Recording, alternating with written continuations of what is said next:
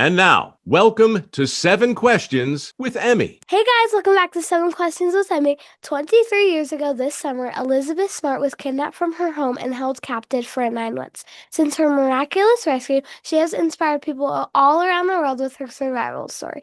I'm so honored to be chatting with Elizabeth today, so thank you so much for talking with me.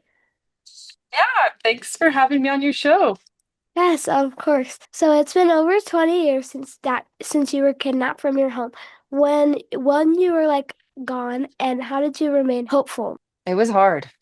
It was really hard. There were a lot of times where I genuinely did not know if I would survive or if the only way to survive was by outliving my captors.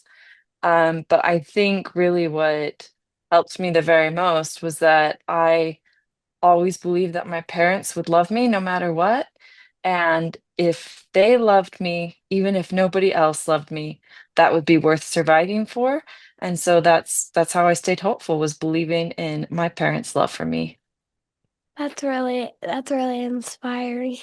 Over the past few years, you've been involved in a lot of cool causes. And can you tell me about the Elizabeth Smart Foundation? Yes, absolutely. So after I was rescued, one of the things that I felt the most embarrassment and shame around was the sexual abuse that I experienced. And I thought I was the only one who had ever been raped. And I felt so like I didn't want to talk about it.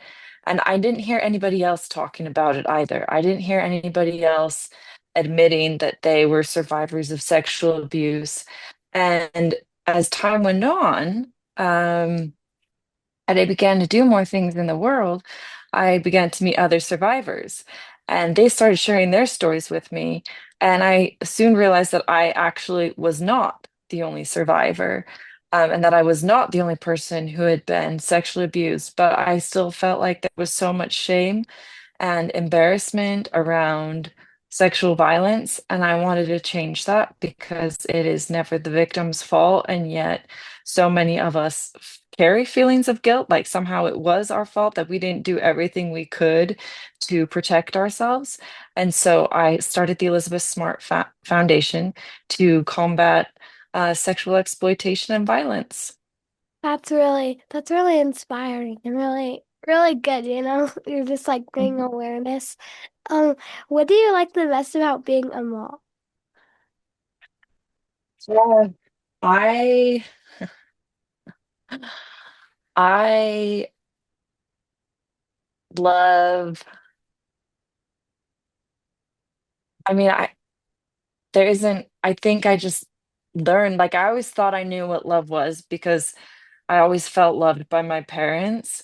But then I went and had my own kids, and I just realized there isn't anything in this world that they could ever do that would make me stop loving them. There isn't anything that I wouldn't do for them. That they are my world. And so I thing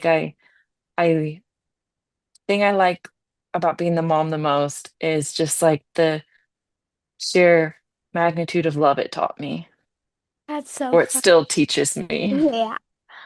When someone that we love experiences something traumatic, do you have any suggestions on like what to say to them? I think the first thing is just to be there for them. Don't disappear. I mean, whether it's someone passing away or it's um, kidnapping or abuse in some form. These are big, heavy topics, and I think it's easy to think, I don't know what to say. I don't know what to do. Like, I don't know how to help. And to kind of be nervous about ever talking about it or approaching the subject. But I would say, first thing is let them know that you love them, let them know that you're there for them. And if they want to talk about it, you are happy to listen to them. I would also say you shouldn't ask questions like, why didn't you do this or why didn't you do that? Because the person who is struggling has already been through something really hard. And I think it's just a natural reaction for the person being asked the question, why didn't you? That starts with those words, why didn't you? Instead of hearing the curiosity, they hear, you should have. You should have done more. You should have done this. You should have done that. So I would say, please don't. Please don't start any questions with the words, why didn't you? Just let them know you're there for them and that you love them. A lot of girls that are my age struggle with anxiety or depression. Do you have any ways, like any suggestions to cope on those? Um, so I feel like the best thing to do is to just make healthy practices part of your life. So I mean, for me, like I love being outside, I love being out in nature.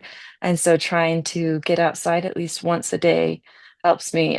Making sure that if I'm doing something stressful, then I have like my, I don't know if this is the right way to say it, but like my deregulation routine. Like if something's happened and I'm feeling really anxious about it, that there's something I can just like automatically go to that helps to relax me.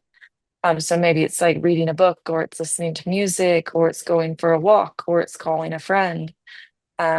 Just so those kinds of things when you feel anxiety or struggling coming on that you can turn to, and then also just like incorporating healthy practices every day. Yeah, that's really good advice. You just have so much good advice for everyone. I Um, don't know about that. I feel like I'm still learning. what are some activities that you and your family like to do? So I mean, we live in a small little mountain town. So in the winter, we all love to go skiing together. And then in the summer, we love to go boating and wake surfing together. That's so fun. Do you have a piece of advice that you can share with me or our audience? I know everybody has a story and we all experience really hard things in life. And I think it's really easy to fall into the road of like, why am I having such a hard time? Other people go through this all the time. Like, why can't I just move forward? Why can't I just do that? And I think that's very damaging because at the end of the day, you can never like accurately compare yourself to anybody else because we're all so different. So you should never sit there and think, well, Elizabeth Smart went through 9 months of kidnapping. She seems totally fine, or she seems this, or she seems that. Why can't I be the same way? Like, why did I go through something and it doesn't seem nearly as bad, but yeah, I'm still struggling? That is a disservice to yourself. At the end of the day, pain is pain, and you shouldn't be comparing yourself because we're all so different. And so, like, acknowledge your own pain, but don't give up. Like, don't let it hold you back. Don't let it ruin your life. Take time to be happy. Take time to enjoy life, to do things you enjoy, to do things you love. And if you weren't fortunate enough to be born into a family that loves you, find your family. And whether that is teachers or friends or uh, just people in your neighbors, community members, therapists, find your family because everybody needs a family. Thank you so much for talking with me today. Mhm. Of course. Thank you for having me. Thanks so much for watching. Remember, new 7 questions interviews are posted every Thursday. Be sure to follow me on Facebook, Instagram, and YouTube. Love you guys. Bye.